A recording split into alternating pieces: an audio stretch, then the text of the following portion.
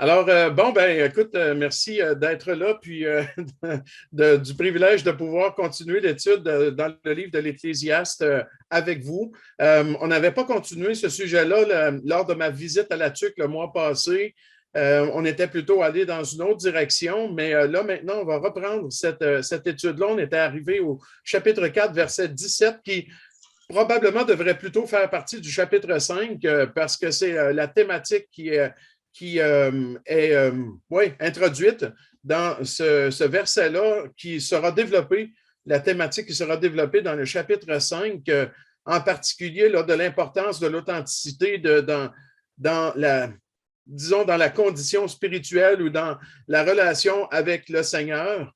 Mais l'Ecclésiaste, lui, va présenter ça sous un autre angle de vue. Juste un petit rappel que dans ce livre-là, en réalité, ce que Salomon fait, c'est de nous rappeler l'importance de mettre Dieu dans notre vision du monde, de le mettre dans notre équation. Et puis, dans ce livre-là, il démontre que faire le contraire, c'est une folie, c'est insensé. C'est la poursuite du vent, c'est-à-dire c'est comme une vanité qui sert absolument à rien, c'est-à-dire là, tout ce qui n'inclut pas Dieu dans notre vision du monde, c'est-à-dire dans notre façon de voir, mais aussi de faire toutes choses. Donc, ça, c'est le but du livre de l'Ecclésiaste, c'est de montrer que c'est fou de ne pas mettre Dieu dans notre vision du monde et dans notre façon de voir les choses et de vivre. Et il utilise en particulier une expression sous le soleil qui contient l'idée justement d'exclure Dieu de notre vision. Donc, quand on voit des choses sous le soleil, ça signifie tout simplement sans mettre Dieu dans notre équation, sans mettre Dieu dans notre vision du monde, dans notre façon de faire les choses. Donc, c'est important juste de rappeler cela. Et puis, on va voir que dans le chapitre 5, on va lire le chapitre tout de suite après, mais dans ce chapitre-là, il parle de deux choses qui sont opposées l'une à l'autre, on dirait, a priori, mais qui pourtant sont souvent liées de près par les mêmes problèmes, c'est-à-dire le formalisme religieux et la richesse. Dans les deux cas, l'homme a sensiblement le même problème. Et puis, c'est de montrer justement la vanité du formalisme religieux d'une part et la vanité des richesses, non pas des richesses elles-mêmes, mais de la façon dont on gère les richesses, comment on voit les choses. Eh bien, voilà ce que l'Ecclésiaste va faire dans ce chapitre-là. Je vais lire le chapitre, si vous permettez, d'abord. Ensuite, je vais prier, puis on entre dans le passage ensemble et voir ces deux grands problèmes dans l'humanité, le formalisme religieux et puis la mauvaise gestion des richesses sous le soleil, c'est-à-dire sans mettre Dieu dans l'équation. Lisons à partir du verset 17 au chapitre 4, et je lis dans la version seconde, nouvelle édition de Genève, mais par la suite, je vais me reposer sur une traduction littérale du texte hébraïque. Mais quand même, les liens sont faciles à faire, et puis puisqu'on avance presque verset par verset, ce sera assez facile à suivre aussi. Mais pour la lecture, allons-y dans la seconde. Prends garde à ton pied lorsque tu entres dans la maison de Dieu. Approche-toi pour écouter plutôt que pour offrir le sacrifice des insensés, car ils ne savent pas qu'ils font le mal. Ne te presse pas d'ouvrir la bouche et que ton cœur ne se hâte pas d'exprimer une parole devant Dieu. Car Dieu est au ciel et toi sur la terre. Que tes paroles soient donc peu nombreuses. Car si les songes naissent de la multitude des occupations, la voix de l'insensé se fait entendre dans la multitude des paroles. Lorsque tu as fait un vœu à Dieu, ne tarde pas à l'accomplir, car il n'aime pas les insensés. Accomplis le vœu que tu as fait. Mieux vaut pour toi ne point faire de vœu que d'en faire un et de ne pas l'accomplir. Ne permets pas à ta bouche de faire pécher ta chair et ne dis pas en présence de l'envoyé que c'est une inadvertance. Pourquoi Dieu s'irriterait-il de tes paroles et détruirait-il l'ouvrage de tes mains? Car s'il y a des vanités dans la multitude des songes, il y en a aussi dans beaucoup de paroles. C'est pourquoi crains Dieu. Si tu vois dans une province le pauvre opprimé et la violation du droit et de la justice, ne t'en étonne point, car un homme élevé est placé sous la surveillance d'un autre plus élevé, et au-dessus d'eux, il en est de plus élevé encore. Un avantage pour le pays. À tous égards, c'est un roi honoré du pays. Celui qui aime l'argent n'est pas rassasié par l'argent, et celui qui aime les richesses n'en profite pas. C'est encore là une vanité. Quand le bien abonde, ceux qui le mangent abondent. Et quel avantage en revient-il à son possesseur, sinon qu'il le voit de ses yeux? Le sommeil du travailleur est doux, qu'il ait peu ou beaucoup à manger. Mais le rassasiement du riche ne le laisse pas dormir. Il est un mal grave que j'ai vu sous le soleil, des richesses conservées pour son malheur par celui qui les possède. Ces richesses se perdent.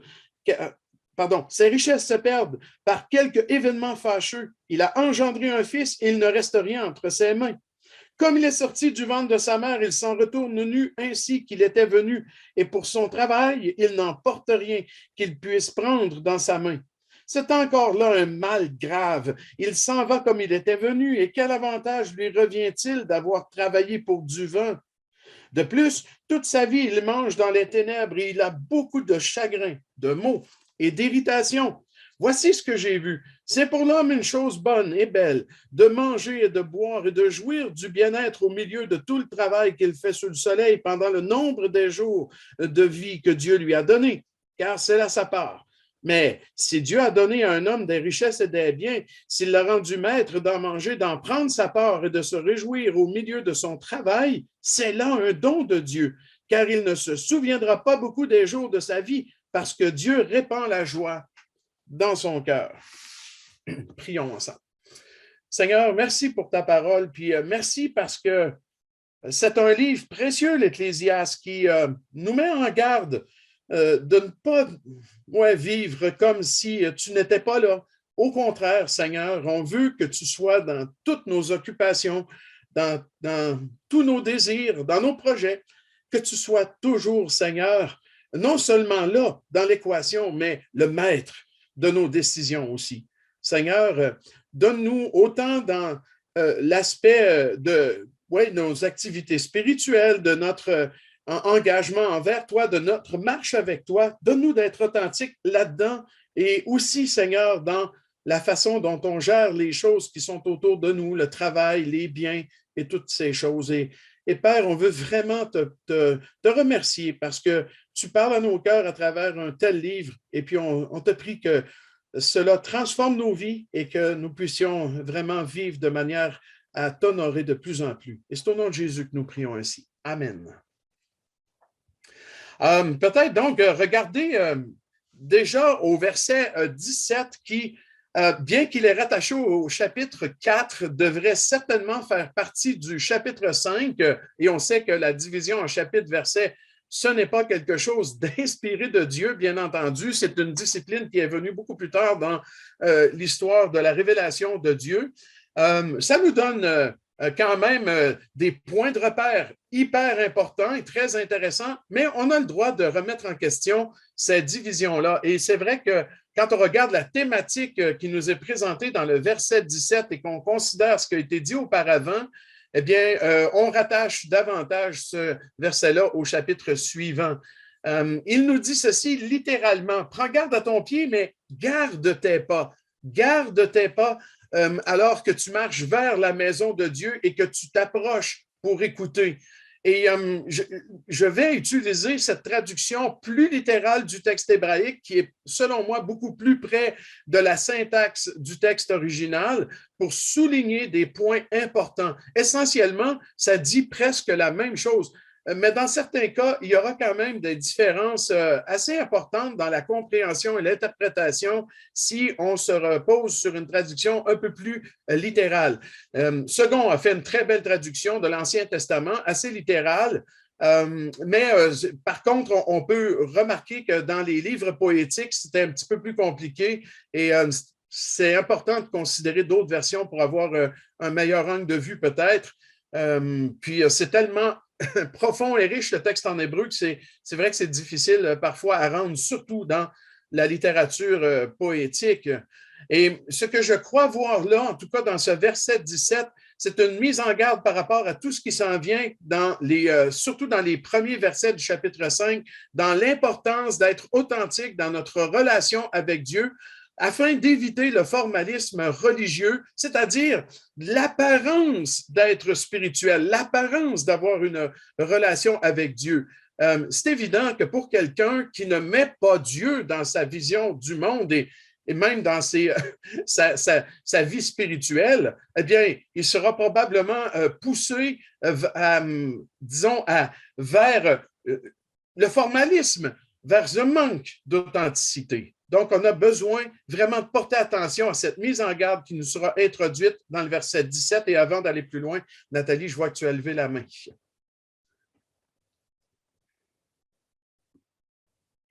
Oui, bien, Darby l'a mis en verset 1 dans le chapitre 5. Ah, très intéressant. Merci d'avoir souligné ça. Donc, probablement que. Il y a peut-être même des manuscrits qui font cela, qui font une division un petit peu différente parce que ça arrive des fois qu'il y a un décalage de versets dans l'Ancien Testament. Merci de l'avoir souligné. Ça justifie quand même de voir qu'on n'est pas seul à voir que le verset 17 devrait plutôt appartenir à ce chapitre.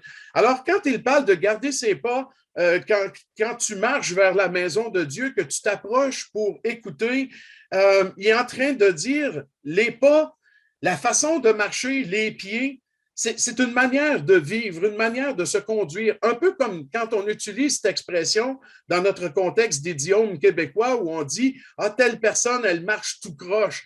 On sous-entend par là qu'elle a une mauvaise manière de se conduire ou de vivre.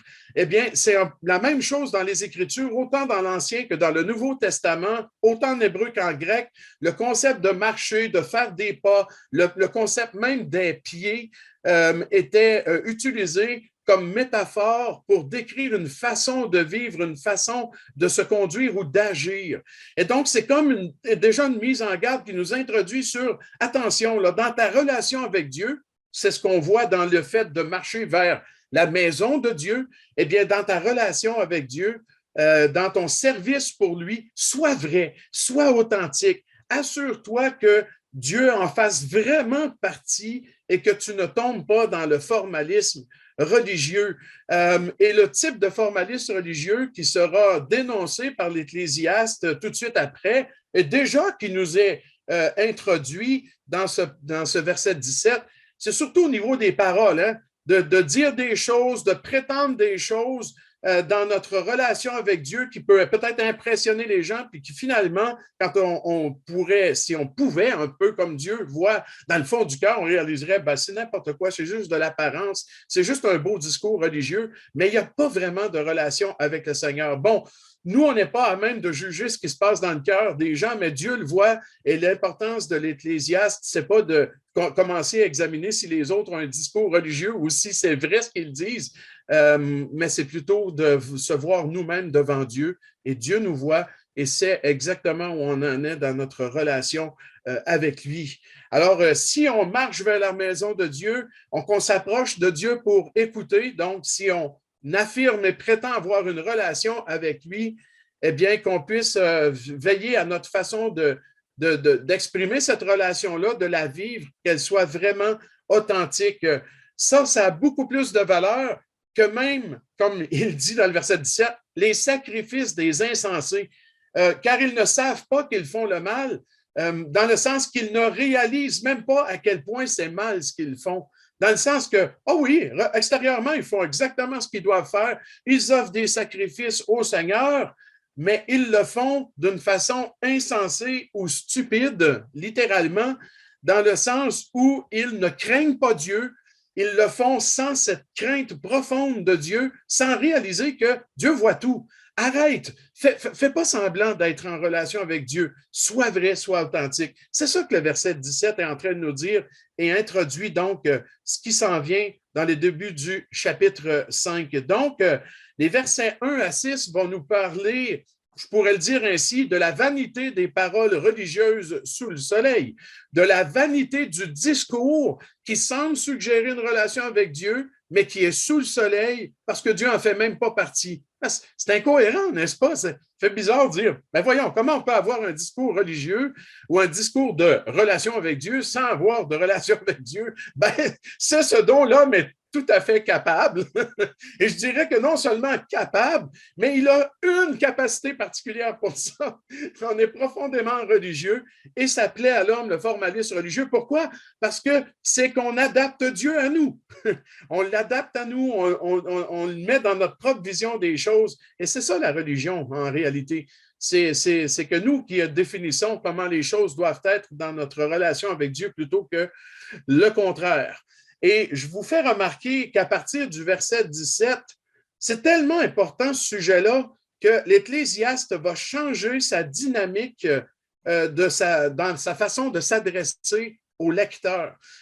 Jusqu'à ce point, dans le chapitre, disons, chapitre 1, verset 1, jusqu'à maintenant au chapitre 4, verset 16, l'auteur, Salomon, avait utilisé surtout le style du discours. Hein? Il parlait de plusieurs choses dans un sens de généralité. Donc, en utilisant il ou les gens font ceci, les gens font cela. C'était assez descriptif. Mais remarquez qu'à partir du verset 17, il passe du simple discours à des mises en garde adressées directement au lecteur. C'est comme s'il disait, OK, dans les 4 premiers chapitres, j'ai décrit des choses de façon généralisée, mais là, je m'adresse à toi. Là, c'est à toi que je parle. Et ça, c'est vraiment remarquable parce qu'on le voit, ce changement de pronom. Hein? Prends garde. Wow, OK, là, à qui dit ça maintenant? C'est au lecteur, mais il s'adresse à lui directement. Et c'est ça que Salomon va faire ici, en particulier dans ce chapitre-là. On passe du simple discours à des mises en garde adressées directement au lecteur, et j'oserais dire directement au cœur. Là, il s'adresse directement au plus profond de nous-mêmes, il nous parle à chacun de nous, il nous rentre dedans, il veut nous faire réfléchir.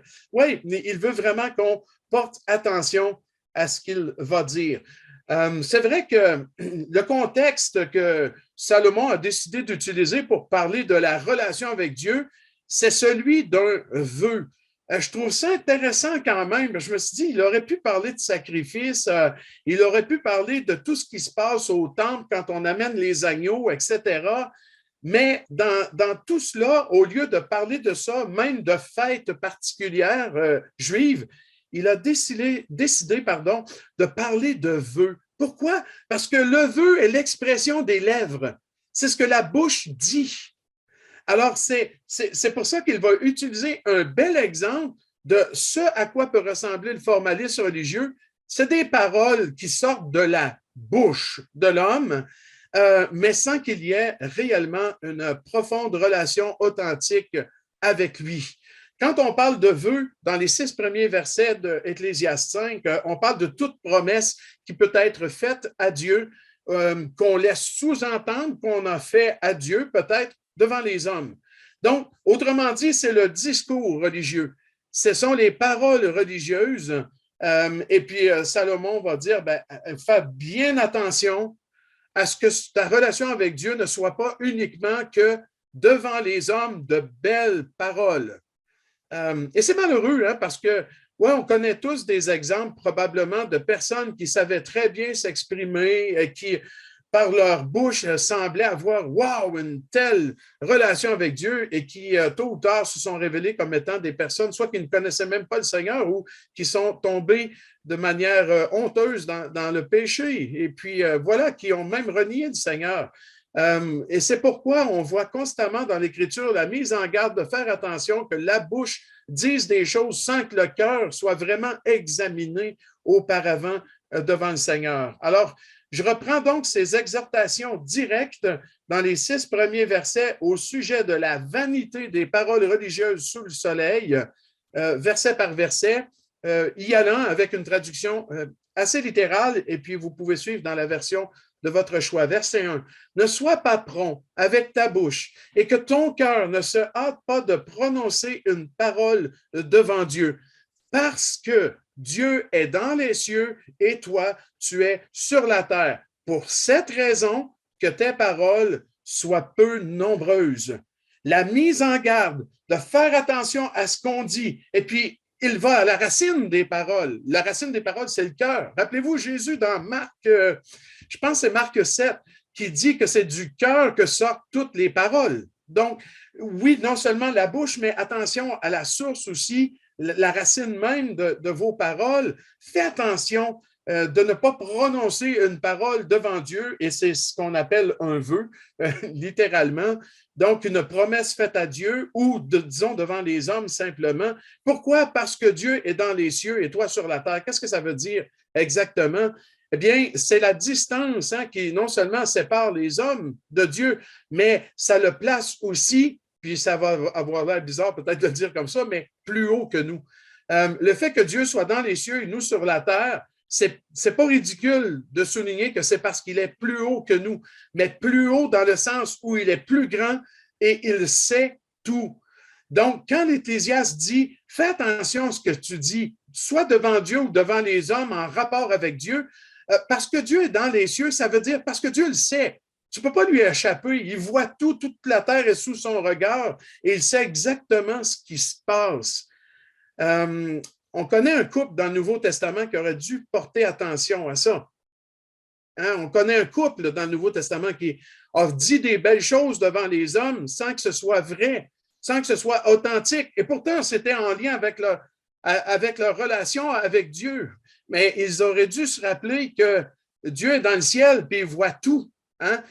Vous étiez peut-être tout seul dans votre maison, Ananias et Saphira, dans une pièce, dans le salon, dans votre chambre, je ne sais pas trop où, hein? Puis la porte fermée, le store baissé, et vous avez pris une décision ensemble. Dieu est dans le ciel et toi sur la terre. Il vous a vu. Il sait exactement ce que vous avez fait. Et Pierre n'aurait pas pu le savoir, mais le Seigneur l'a révélé. Et Pierre a eu cette connaissance extraordinaire qui dépasse l'expérience humaine normale pour montrer que Dieu sait tout. On pourra regarder brièvement ce passage-là dans quelques instants, juste pour renforcer cette vérité. Mais voilà pourquoi déjà au verset 1, Salomon met en garde à faire attention à ce qu'on dit. Maintenant, j'aimerais vraiment qu'on comprenne que l'exemple de Salomon n'est pas restrictif. Il est peut-être même exhaustif dans le sens qu'il inclut tout. Oui, il se sert des paroles parce que c'est probablement là qu'on peut voir le plus ou on peut entendre le plus le formalisme religieux de l'homme dans ce qu'il dit, alors que dans sa vie, c'est complètement le contraire. Mais ça va plus loin que ça. C'est dans tout ce qu'on prétend dans notre relation avec le Seigneur, prendre conscience qu'il est au-dessus de tout, il est au-dessus de nous et qu'il voit tout. Donc, l'exhortation à avoir des paroles peu nombreuses, c'est simplement de nous dire, prends le temps de t'assurer que ce que tu es en train de faire est vrai devant Dieu et pas seulement que tu veux que ça paraisse ainsi devant les hommes. C'est pourquoi, derrière tout ça, en fond de tout ça, je pense que c'est en train de nous dire, mets Dieu dans ton équation, sois au-delà du soleil, c'est-à-dire, oui, vraiment, sois authentique, sois vrai dans ta relation avec le Seigneur. Il va donner une comparaison au verset 2 par rapport à ce qu'il vient de dire. Car le rêve, et je reste dans la traduction littérale, car le rêve vient avec beaucoup d'affaires et la voix du stupide avec beaucoup de paroles. Second dit, car les songes naissent de la multitude des occupations, la voix de l'insensé se fait entendre dans la multitude des paroles. Ça, c'est ce qu'on appelle un parallélisme hébraïque. On en a beaucoup dans les livres poétiques. Et la deuxième ligne nous donne un peu de l'explication sur la première ligne. Ici, c'est une comparaison. On met deux phrases en parallèle qui disent exactement la même chose, juste pour qu'on comprenne davantage. C'est la façon hébraïque d'insister dans la poésie. Le rêve vient avec beaucoup d'affaires, de préoccupations ou d'occupations. Donc, tout ce qui nous occupe dans une journée, c'est ça qui fait souvent qu'on rêve à des folies ou à n'importe quoi. Vous savez, du point de vue biblique, le rêve, le songe, quand ce n'est pas un moyen direct de communication par Dieu, le rêve et le songe, c'est de la vanité, c'est de l'illusion, c'est des choses qu'il faut complètement laisser de côté. Et c'est ce qu'on voit dans le livre de l'Ecclésiaste. Il n'est pas en train de parler des songes que Dieu nous donne, c'est-à-dire d'une vision qui sort de l'expérience humaine normale pour communiquer quelque chose. Il parle des songes, des rêves qu'on fait suite à tout ce qui nous a préoccupés dans une journée. Et quelqu'un m'a dit au début de ma vie chrétienne, je m'en rappellerai toujours, parce que je lui posais des questions, justement, je lisais ma Bible pour les premières fois, je voyais des gens qui faisaient des songes, des rêves où Dieu leur parlait. Je dis, écoute, moi, là, je dis de quoi mes rêves et mes songes, des fois, ça n'a tellement pas de bon sens que je me dis, comment qu'on discerne là-dedans si Dieu nous parle? J'étais un jeune chrétien, hein, je ne comprenais pas grand-chose là-dedans. Puis ce frère, un peu plus âgé, mature dans la foi, m'avait simplement dit, écoute, moi, je vois qu'il y a tellement de mal dans mes pensées, dans mes songes, dans mes rêves, et que des fois, c'est tellement ridicule que j'ai appris à les laisser de côté tout simplement par n'y porter aucune attention. Et je pense que c'est la bonne attitude à faire. Et certainement aussi que ça peut nous parler de ce dont on se nourrit, parce que j'ai l'impression que, comme il dit ici, c'est ce qui nous a occupés dans la journée, ça revient dans la nuit. Si des fois on a des rêves dans lesquels on est dans le péché, c'est peut-être parce que le péché nous a trop préoccupés dans nos pensées dans la journée. C'est possible. Mais quoi qu'il en soit, tout peut être confessé, abandonné aux pieds du Seigneur et laissé de côté sans qu'on s'en préoccupe. Je vais juste faire une petite parenthèse là-dessus. Mais ici, ce que fait Salomon, en réalité, c'est juste pour une comparaison. Donc, toutes tes préoccupations, c'est ce qui ont donné toute la vanité de ton songe. Le rêve ici est utilisé comme une image de tout ce qui est vain, de tout ce qui est futile, de tout ce qui est illusoire, si je peux dire.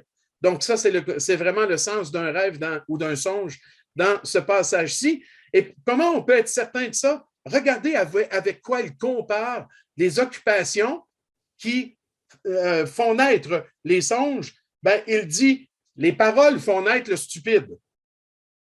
Littéralement, c'est comme ça que le texte en hébreu se dit. Dans les versions secondes, on le voit un peu moins. Si jamais vous êtes en train de lire une version comme Darby ou une autre qui soulignerait ce que je suis en train de dire, n'hésitez pas à le communiquer, ça va être intéressant.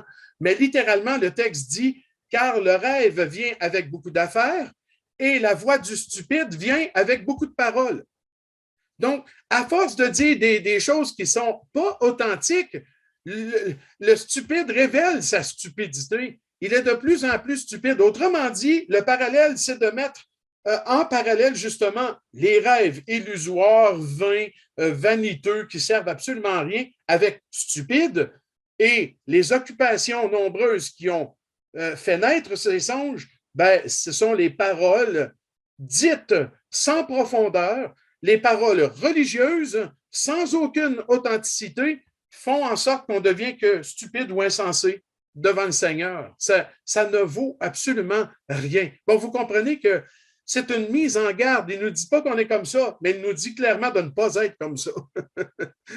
Alors, moi, je crois qu'on doit porter attention à ça. Puis, franchement, qu'est-ce qu'ils ont montré, Ananias et Saphira, quand ils étaient devant l'apôtre Pierre, et qui se vantaient d'avoir fait ceci, cela. On a vendu le chantel montant, et puis on apporte ça là, pour le donner comme les autres font. Et puis, ouais, c'est comme ça, vous avez fait, ouais.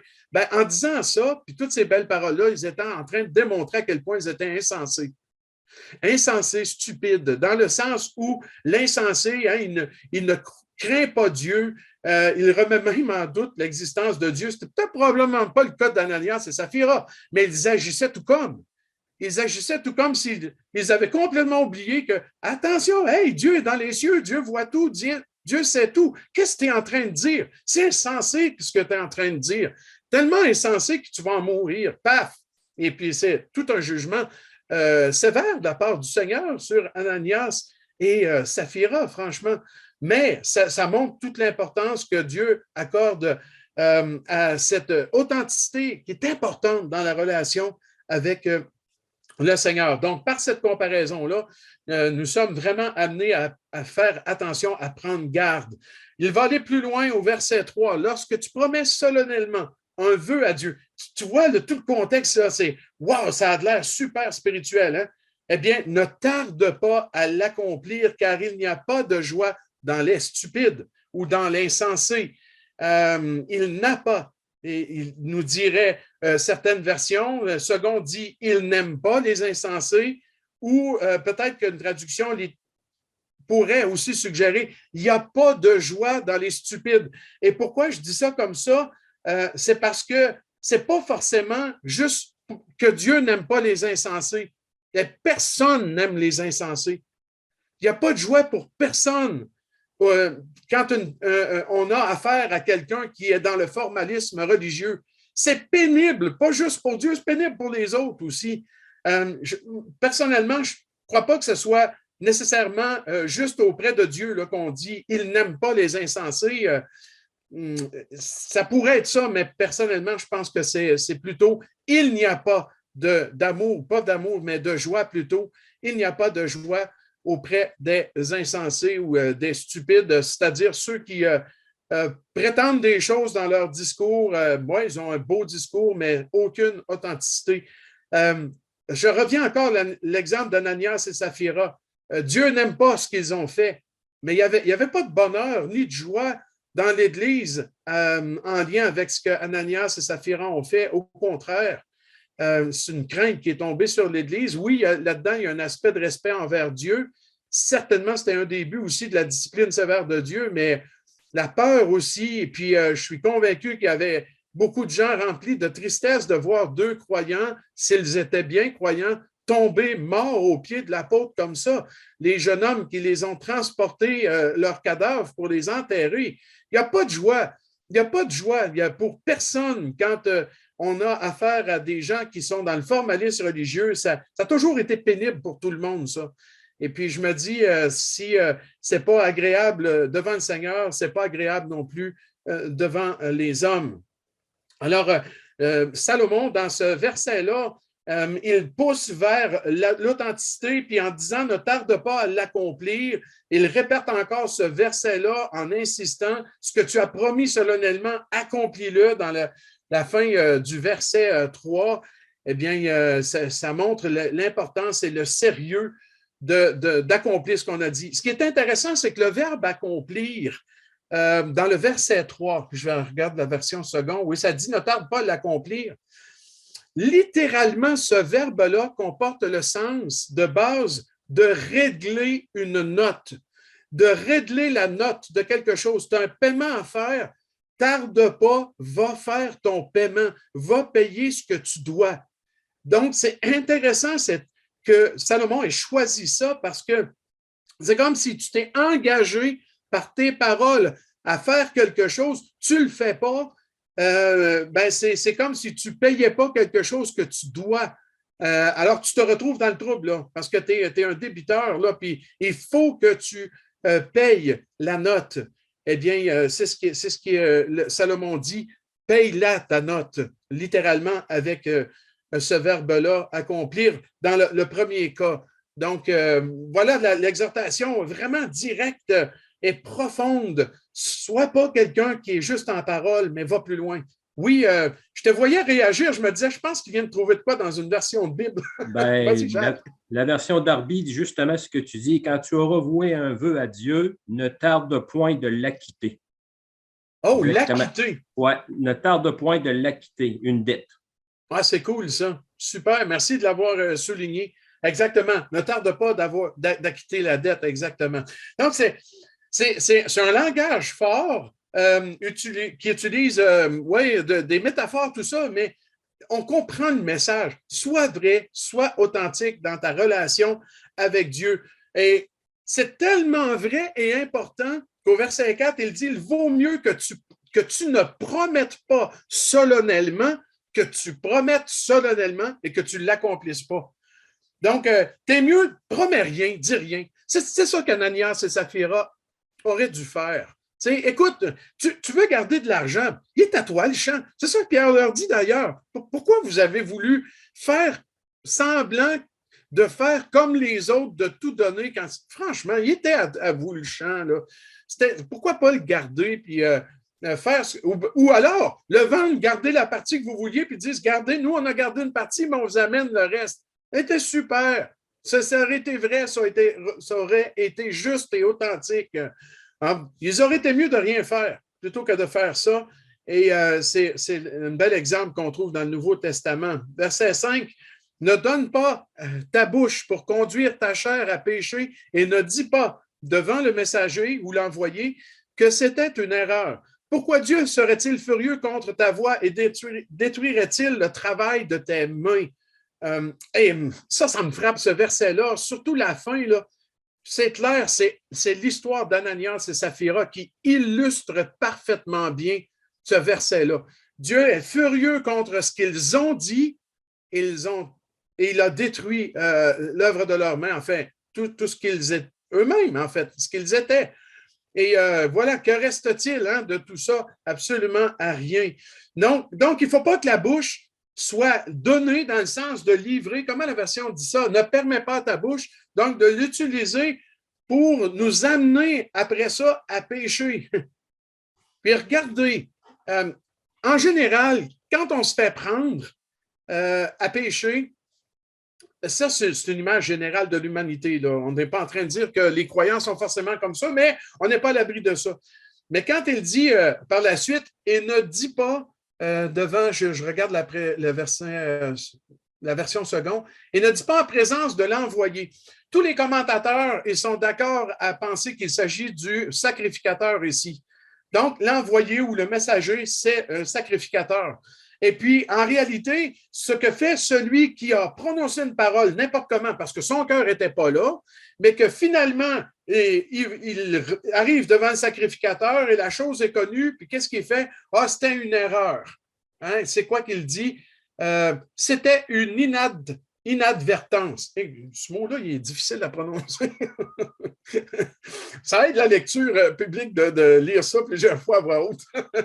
Et puis, c'est comme, vous savez, tiens, j'ai pas fait par exprès. C'est ça que ça veut dire, là. C'est celui qui, vous comprenez que dans le contexte ici, le sacrificateur est celui qui intervient entre Dieu et les hommes dans le contexte de Salomon à l'époque au temple. Et donc, c'est celui qui a prononcé des paroles n'importe comment, qui n'avait même pas l'intention d'y faire. Ça s'est révélé, on le sait maintenant. Et puis, il se présente devant l'envoyé, le messager, le sacrificateur, puis il dit « c'est pas ma faute, je n'ai pas fait par exprès, c'était juste une erreur. C'était une gaffe, là. J'ai juste fait une erreur. » C'est pas suffisant de dire ça. C'est qu'il y a une véritable repentance. Qu'il y ait une véritable repentance et qu'il n'y ait pas ce genre de formalisme religieux dans la vie. Puis si on en est conscient et franchement, on doit admettre qu'on tombe tous tôt ou tard, d'une manière ou d'une autre, peu importe la mesure, dans ce type de formalisme religieux-là ou dans un autre, le confesser au Seigneur, Seigneur, si c'est pas vrai, si c'est pas authentique, si je n'ai pas dit les vraies choses, si je voulais juste bien paraître, je te le confesse. Et ce n'était pas juste une erreur. J'ai mal agi, je le confesse et je l'abandonne. On a le privilège, dans notre relation avec Dieu, de ne plus avoir de condamnation pour le péché. Quel privilège! Mais nous avons un avocat auprès du Père qui est là pour nous purifier de toute iniquité. Et le formalisme religieux est un péché, est une iniquité qu'il faut confesser au Seigneur si cela nous arrive et l'abandonner auprès de lui, dans l'assurance qu'il nous pardonne et nous relève. Et puis, c'est ça la mise en garde de ce verset 5-là. Laisse-toi pas aller dans le formalisme religieux. Fais bien attention de ne pas chercher à apparaître devant les autres. Et puis après ça, de dire, c'était juste une erreur, je ne suis pas fait par exprès. Non, regarde, sois vrai, sois authentique. Et si tu tombes, confesse-le au Seigneur. N'attends pas qu'il te discipline. Pourquoi il serait furieux contre ta voix? Pourquoi il détruirait l'œuvre de tes mains? Bien qu'on ait sans condamnation, ça ne veut pas dire qu'on ne peut pas être discipliné par le Seigneur d'une façon ou d'une autre. Et le passage se termine au verset 6, car dans beaucoup de rêves, il y a un car, c'est important parce qu'il l'introduit comme une explication, une conclusion, car dans beaucoup de rêves, il y a aussi des vanités et beaucoup de paroles. Crains plutôt Dieu. Je vois que dans la version seconde, c'est dit, c'est pourquoi crains Dieu. Mais il y a un contraste fort en hébreu. Crains plutôt Dieu. Fais attention, quand il parle de rêve, dans beaucoup de rêves, il y a des vanités, beaucoup de paroles. Donc là, il vient rattacher les deux éléments de sa comparaison du verset 3, du verset 2, où il avait mis les rêves et puis les paroles de l'insensé en parallèle pour dire c'est futile, vanité, ça ne sert à rien. Eh bien, dans beaucoup de rêves, il y a des vanités, beaucoup de paroles. Eh bien, fais attention, ce n'est pas de dire des choses pour paraître spirituel qu'il faut, c'est de craindre Dieu vraiment. Et j'aimerais qu'on lise brièvement cette petite histoire d'Ananias et Saphira. Et ce sera la conclusion du message pour l'instant, puis on continuera avec la vanité des richesses sous le soleil la prochaine fois, Dieu voulant, dans le chapitre 5. Mais j'aimerais clore le message sur l'importance de faire attention, de ne pas tomber dans le formalisme religieux avec l'histoire d'Ananias et Saphira, qui pour moi est une illustration parfaite de cette section du chapitre 5 d'Ecclésiaste. Donc, on est dans Acte 5. Peut-être que ça nous aidera à nous rappeler le parallèle entre les deux. Ecclésiaste 5, Acte 5, et puis ce sont les premiers versets du chapitre 5 des Actes, comme ce sont les premiers versets du chapitre 5 de l'Ecclésiaste. Donc, juste des parallèles qui peuvent nous aider à nous souvenir. Lisons ceci. Oh, peut-être juste pour avoir le contexte de ce qui s'est passé avant, verset 34. Car il n'y avait parmi eux aucun indigent. Tous ceux qui possédaient des champs ou des maisons les vendaient, apportaient le prix de ce qu'ils avaient vendu et le déposaient aux pieds des apôtres et l'on faisait des distributions à chacun selon ce qu'il en avait besoin. Joseph, surnommé par les apôtres Barnabas, ce qui signifie fils d'exhortation, lévite originaire de Chypre, vendit un champ qu'il possédait, apporta l'argent et le déposa aux pieds des apôtres. Mais, regardez le mais, ça c'est un contraste clair avec ce qui précède, l'histoire continue. Mais un homme nommé Ananias avec Saphira, sa femme, vendit une propriété et retint une partie du prix, sa femme le sachant. Puis il apporta le reste et le déposa aux pieds des apôtres. Pierre lui dit, Ananias, pourquoi Satan a-t-il rempli ton cœur au point que tu mentes au Saint-Esprit et que tu aies retenu une partie du prix du champ? S'il n'avait pas été vendu, ne te restait-il pas? Et après qu'il a été vendu, le prix n'était-il pas à ta disposition? Tu aurais pu faire n'importe quoi, en donner une partie, la moitié seulement, 5%, peu importe. Comment as-tu pu mettre en ton cœur un pareil dessein? Ce n'est pas à des hommes que tu as menti, mais à Dieu. Cette phrase-là, c'est comme si elle disait, fais attention, Dieu est dans les cieux, toi tu es sur la terre. Ananias, entendant ces paroles, tomba et expira. Une grande crainte saisit tous les auditeurs. Les jeunes gens s'étant levés, l'enveloppèrent, l'emportèrent et l'ensevelirent. Environ 3 heures plus tard, sa femme entra sans savoir ce qui était arrivé. Pierre lui adressa la parole. « Dis-moi, est-ce à un tel prix que vous avez vendu le champ? » « Oui, répondit-elle, cet esprit-là. » Alors Pierre lui dit, « Comment vous êtes-vous accordés pour tenter l'Esprit du Seigneur? Voici ceux qui ont enseveli ton mari sont à la porte et ils t'emporteront. » Au même instant, il tomba aux pieds de l'apôtre et expira. Les jeunes gens étant entrés, la trouvèrent morte, ils l'emportèrent et l'ensevelirent auprès de son mari. Une grande crainte s'empara de toute l'assemblée et de tous ceux qui apprirent ces choses. Voyez comment se finit le passage? Une grande crainte. Comment s'est fini le texte de Ecclésiaste 5, 1-6? Crains Dieu. C'est ça le message. Laisse-toi pas séduire et ne tombe pas dans le formalisme religieux. Sois vrai, sois authentique. Mets Dieu dans l'équation de ta vie spirituelle, dans tout ce que tu dis en lien avec ta relation avec Dieu et ce que tu fais, et crains Dieu. Ça va paraître aussi dans tes paroles et tes actions. Prions. Seigneur, merci parce que la Bible illustre la Bible et quel texte dans les Actes qui, oui, c'est vrai que c'est une mise en garde, mais qui illustre vraiment bien ce que Salomon enseigne dans ce chapitre 5 d'Ecclésiaste. Puis, Seigneur, on prie que le message final retentisse au plus profond de nous, crains Dieu. Donne-nous cette vraie crainte de toi, Seigneur, qui fait que nos paroles sont vraies, authentiques, nos actions le sont aussi, notre conduite démontre une vraie relation avec toi. Père, débarrasse-nous de toute hypocrisie religieuse s'il y en a la moindre trace et qu'ainsi tu sois glorifié. Au nom de Jésus. Amen.